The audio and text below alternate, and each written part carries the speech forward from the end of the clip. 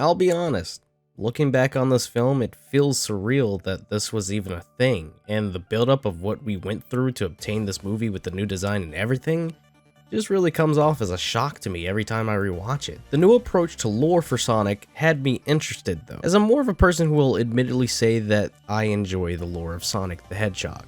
I don't know why, I've just seemed to have always enjoyed it. Aside from a few things here and there, I've just never really been a big comic book fan, which now writing and saying that out loud kind of nullifies what I said about enjoying the lore of Sonic, that everybody's a critic. While this film doesn't specifically focus too much on what fans would typically like to see in a movie called Sonic the Hedgehog, at least we were able to watch it with a fresh coat of paint, and it is in no way shying away from the typical road trip buddy movie. I mean, James Marsden has done this exact same thing with the Easter Bunny in Hop by Illumination. I think I'm getting a bit too much ahead of myself, so much like Sonic did in the movie, let's catch you up to speed.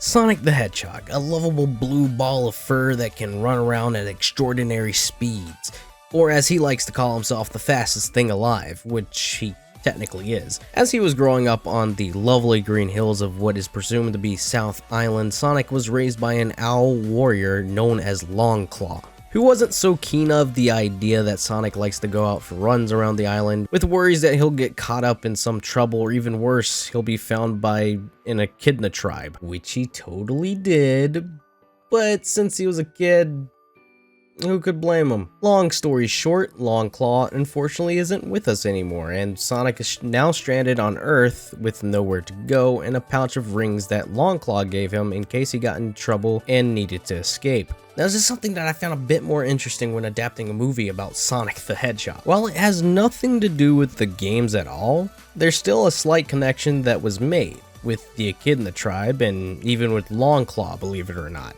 Considering while playing the original Sonic the Hedgehog, you'll notice in Labyrinth Zone a lot of tiles featured what looked like the carving of an owl-like creature. And according to the official novelization of the movie, Longclaw was the last of her kind. While I know this is something that will most likely be covered in the upcoming sequel, basing off the footage we saw in the trailers, while this was a very short and fast-paced segment, I mean, it's Sonic, why wouldn't it be fast-paced? I do appreciate them trying to establish a little bit of a connection back to the original game, aside from the story taking place in a small town in Montana named Green Hills. Also, to touch up on rings and their purpose solely being like the big rings that would appear at the end of a level in Sonic the Hedgehog after collecting a certain amount of rings to access the special stage. Using the rings as a way for getting around the world and traveling to other planets was definitely a step in the right direction, and gives rings more of a use than they already have in the game. Continuing onwards, we're introduced to the first human character, Tom the Cop, or as Sonic likes to call him, Donut Lord. From here is when the film starts to separate itself from the games and tries to establish and find a grounding for how to get to a point where Sonic would work in this kind of environment, if that makes sense. To be completely honest, I have no clue what I'm scripting at this point, so just be prepared to go on a ride of incoherent ramblings and whatever else comes to mind. Throughout the movie, we're slowly introduced to the human characters that reside in the small town of Green Hills, Montana. Aside from Tom, you've got Maddie, Tom's fiance, also known as Pretzel Lady, Wade, Tom's best friend, also another cop on the force, Crazy Carl, or Super Observant Carl, Robotnik, and Agent Stone, Robotnik's assistant. While each introduction is kind of slow-paced for the most part, it actually helps out a lot in establishing the characters for the film. Something that I know a lot of times doesn't really work out very well for live-action CGI films. You've either got too much focus on the CGI character and the human characters just standing idle, or vice versa. This movie really balanced it out, and while some scenes can feel like a bit of a drag, they don't stand out too much and really made it enjoyable to watch. There aren't a lot of subplots going on, and the film gets straight to the point for what it's going for.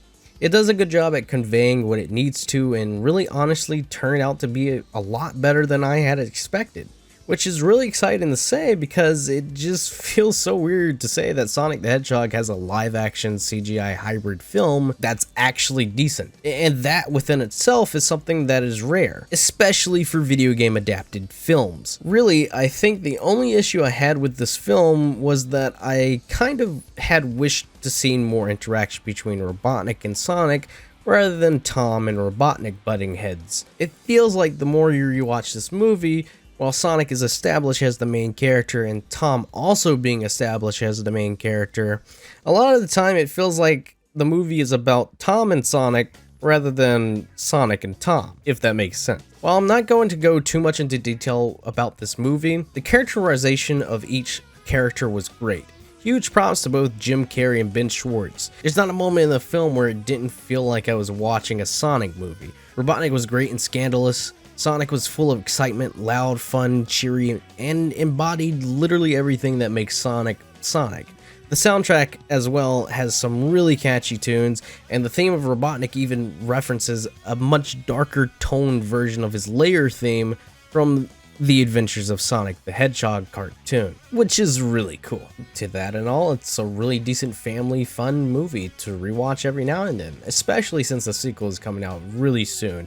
And by the time this video is up, I'll hopefully be seeing it tomorrow, which will be April 6th, thanks to the fan service event that they're having. So I'm definitely looking forward to it, and I might do a live stream afterwards talking about my opinions and whatnot on the film and all this other stuff. The live stream may feature spoilers, so if you're wanting to go into the movie spoiler free, I would recommend skipping the live stream that I may or may not be doing. So I just wanted to give you a short heads up.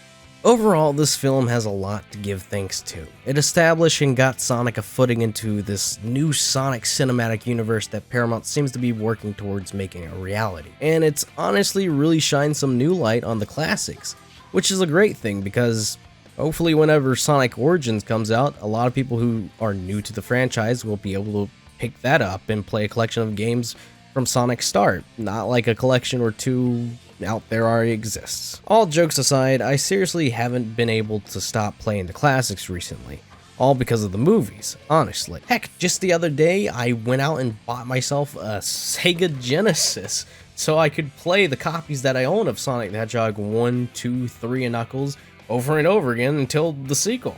So it's always great going back and playing it on actual hardware and really immersing myself into what these games had to offer back in the late 90s.